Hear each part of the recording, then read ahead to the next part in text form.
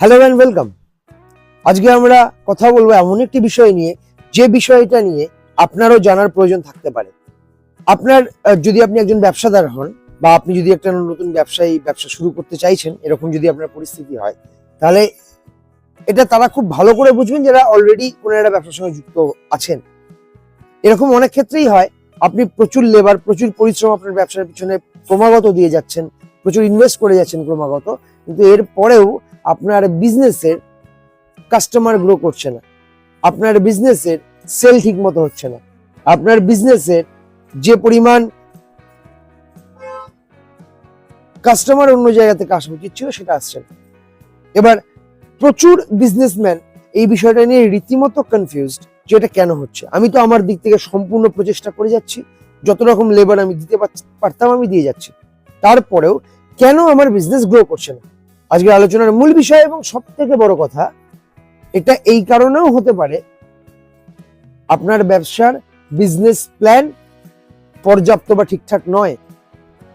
যে business plan আপনি আপনার ব্যবসার জন্য বানিয়েছেন সেটা একদমই ঠিক নয় আপনার ব্যবসার জন্য, সেখানেই খামতি রয়ে গেছে। যদি আপনি জেনে না থাকেন, আপনি জেনে নিন। এটা আমি আমার লাস্ট ভিডিওতেও বলেছিলাম যে একটা ব্যবসা শুরু করার 2 বছরের মধ্যে সেই ব্যবসার 25% ব্যবসায়ী গিভ আপ করে নেন, শুধুমাত্র বিজনেস প্ল্যানের অভাবে তাদের ব্যবসা ঠিকঠাক চলে না বলে।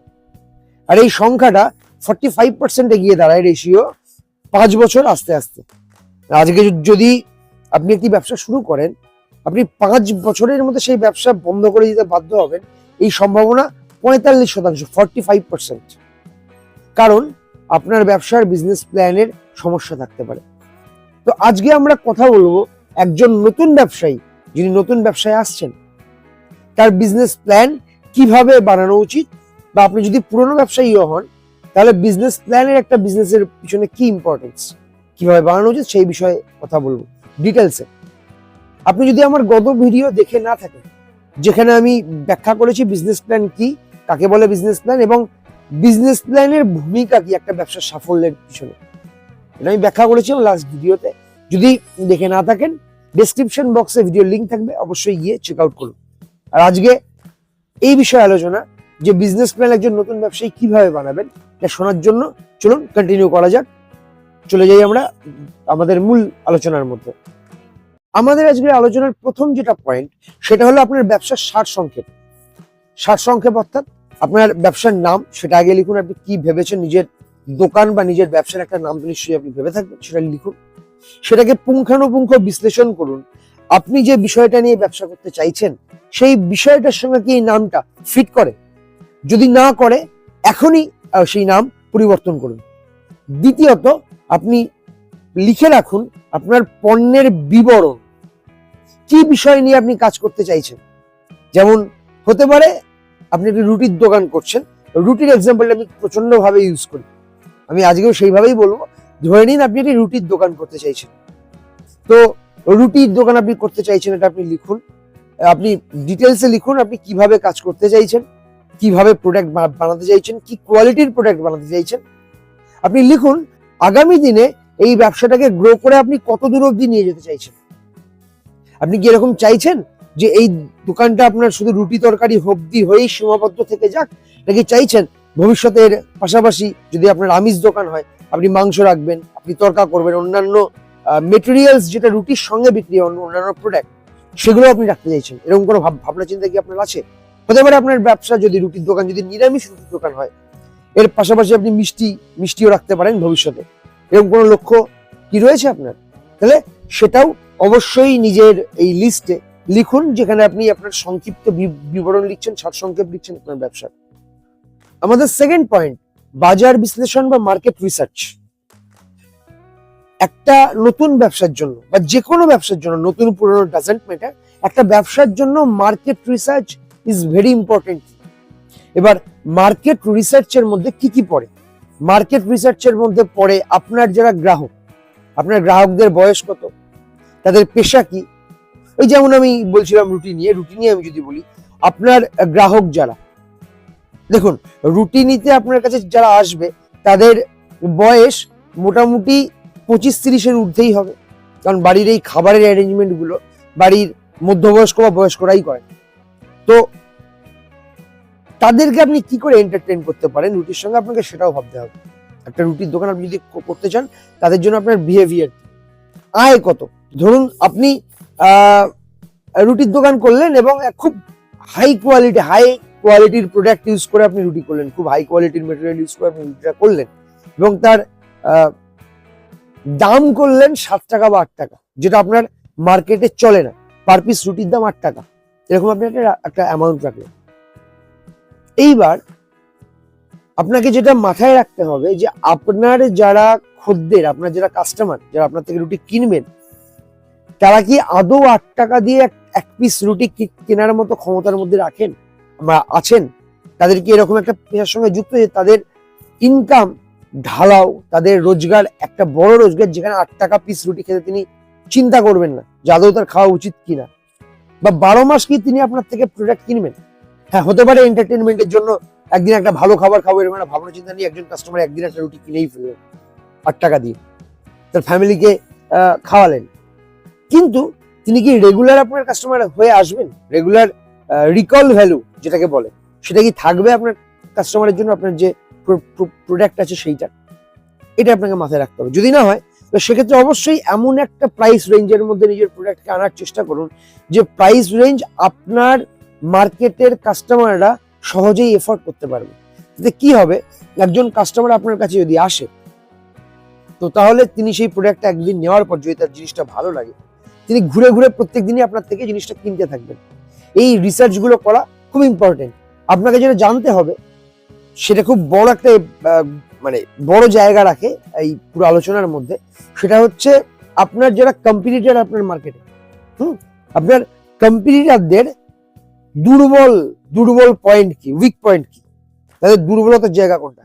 হতে পারে একজন রুটি বেচছেন, ধরুন কথার কথা 5 টাকা পিস, আপনি দেখলেন আপনি সেই সেম কোয়ালিটির মেটেরিয়াল নিয়ে সেই রুটির কস্টিং 4 টাকায় আনতে পারছেন।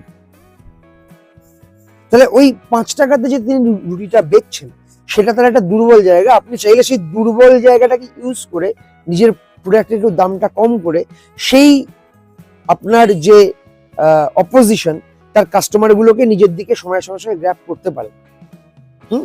তো ডেফিনেটলি এবার এটা নয় যে প্রাইস রেঞ্জ কমানোর চক্করে আপনি রুটির গুণগত মান কমিয়ে দিলেন, প্রোডাক্ট কোয়ালিটি খারাপ করে দিলেন, এটা নয়।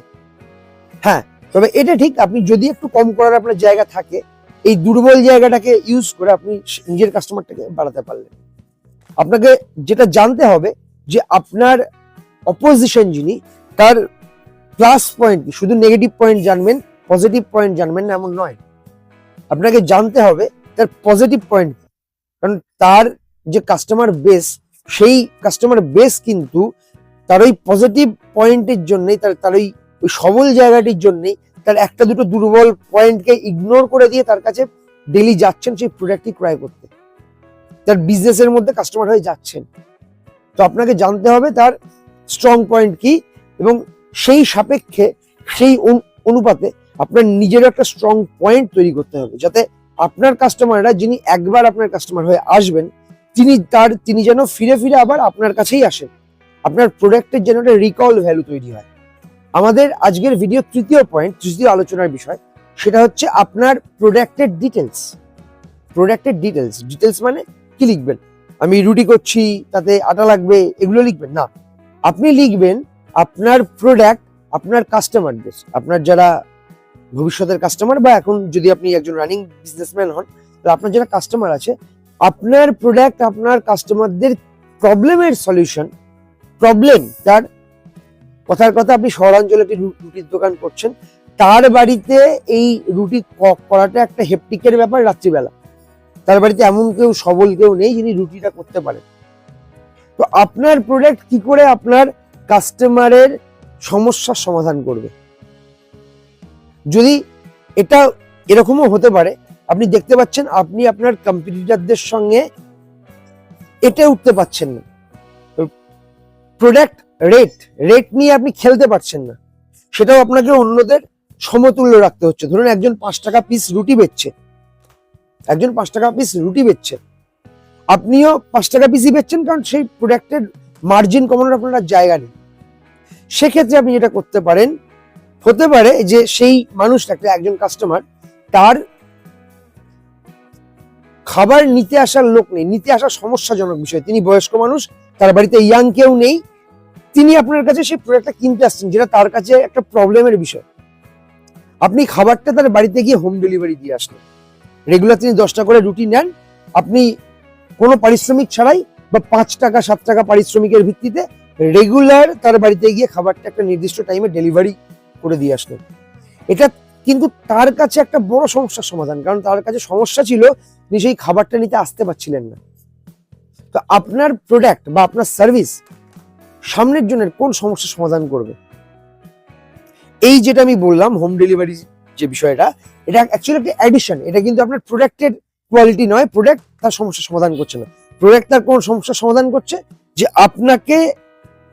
আপনি যে সার্ভিসটা দিচ্ছেন এই ভদ্রলোককে, তাকে আর কিন্তু ওই রাতে রুটি করার ঝামেলাটা তার থাকছে না, সেই হেডেকটা তার থাকছে না, এই সমস্যার সমাধান করছে। তো আপনার প্রোডাক্ট আপনার কাস্টমারের কি সমস্যার সমাধান করছে, এবং এর সঙ্গে আপনি আর কি কি সার্ভিস এডিশন করতে পারেন যেটা কাস্টমারটাকে বাধ্য করে আপনার কাছে ফিরে ফিরে আসতে।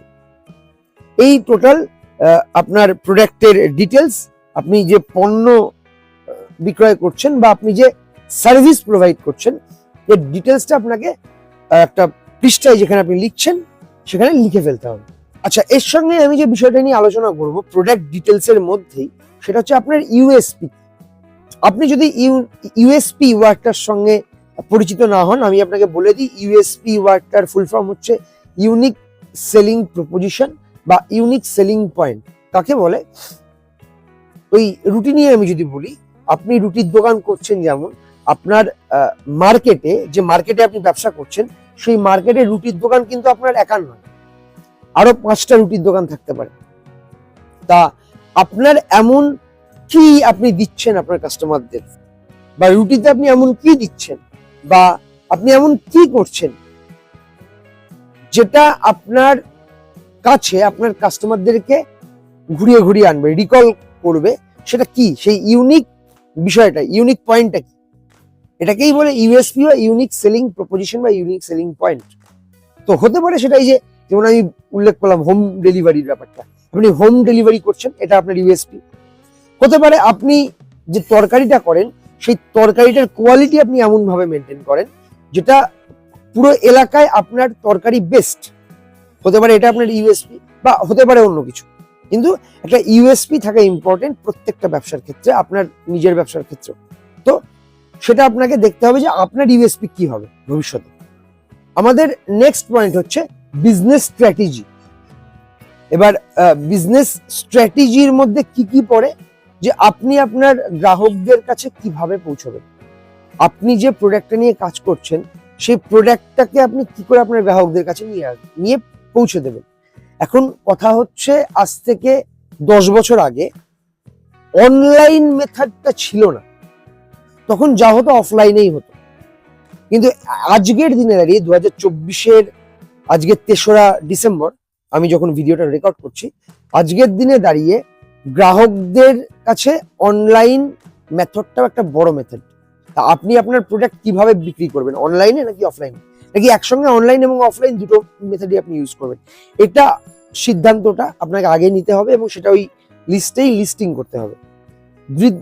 দ্বিতীয়ত, আপনার প্রোডাক্টের, আপনি যে প্রোডাক্ট নিয়ে কাজ করছেন, এই প্রোডাক্টের ডিস্ট্রিবিউশন, প্রমোশন, এগুলো আপনি কি করে করবেন, কি করে আপনি অনেক বেশি বেশি কাস্টমারের কাছ অব্দি পৌঁছাবেন, কি করে আপনি কাস্টমারদেরকে জানাবেন যে অমুক শহরের অমুক জায়গায় একটি অমুক প্রোডাক্টের দোকান চলছে বা অমুক প্রোডাক্ট সেল হচ্ছে, সেটা কাস্টমাররা কিভাবে জানবে।